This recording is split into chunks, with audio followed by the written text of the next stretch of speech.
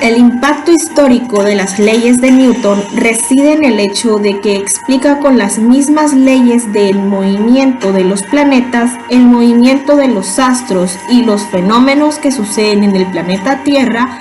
Por primera vez en la historia se tenía claro que las leyes que rigen el firmamento y las que rigen en nuestro planeta son las mismas.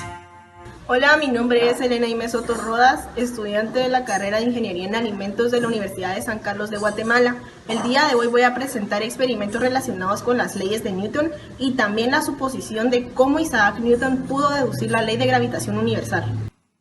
La primera ley de Newton nos dice que todo objeto permanecerá en reposo o en movimiento rectilíneo uniforme a no ser que sobre él actúe una fuerza neta, es decir, en ausencia de una fuerza neta, si un objeto estaba quieto, permanecerá quieto, y si se movía, seguirá moviéndose con la misma velocidad en línea recta.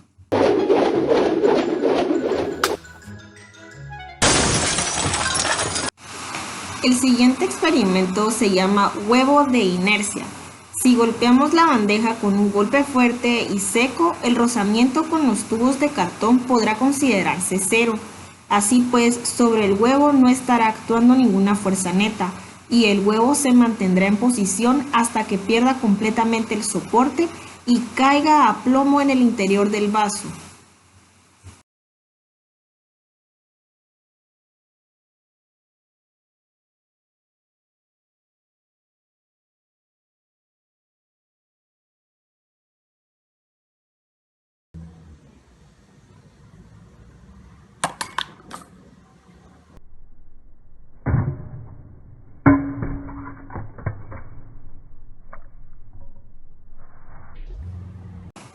Si bien la primera ley de Newton nos explica qué es lo que sucede sobre un cuerpo en ausencia de la fuerza neta, la segunda ley de Newton nos explica qué es lo que sucede cuando sobre el cuerpo sí que actúa una fuerza neta. En ese caso, el cuerpo recibe una aceleración, directamente proporcional a la fuerza e inversamente proporcional a su masa. Matemáticamente se expresa con esta fórmula: fuerza neta igual a masa por aceleración. ¿Pero qué quiere decir esto? Esto quiere decir que cuanto mayor sea la fuerza neta, mayor será la aceleración del cuerpo, o lo que es lo mismo, mayor será el cambio en el movimiento del cuerpo.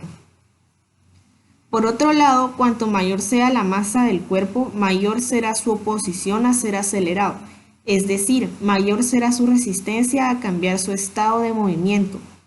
Para ejemplificar esto, veamos el siguiente experimento.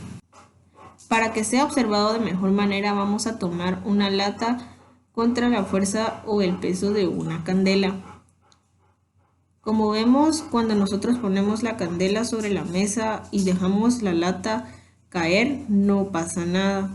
Pero si le ponemos un limón en la lata, aumenta su masa, por lo que genera una aceleración.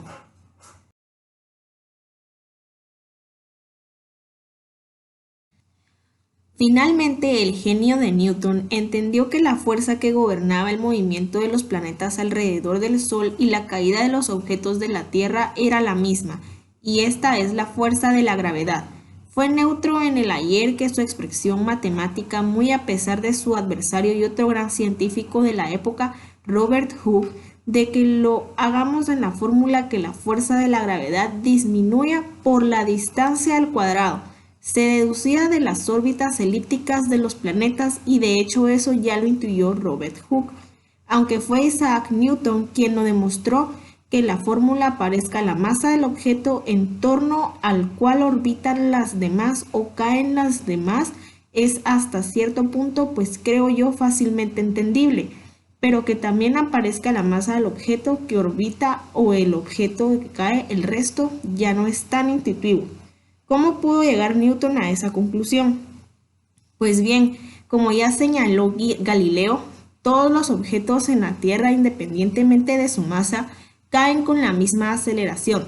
Pero ojo, según la segunda ley de Newton, cuanto más masa tiene un objeto, mayor resistencia tiene a ser acelerado.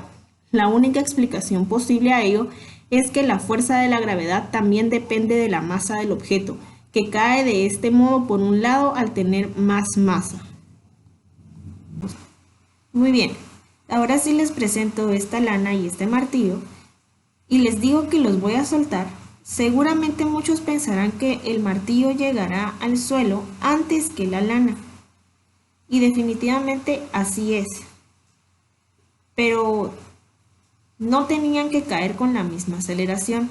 Claro, pero aquí entra en juego también el rozamiento con el aire. Si esto lo hiciéramos en el vacío o como se hizo en su momento en la luna, veríamos que los dos objetos caen a la vez, pero la gracia sería poder hacerlo en casa. Fíjense bien que si pongo la lana sobre el martillo, como el martillo corta el aire, pues entonces sí que tendrían que caer los dos objetos a la vez.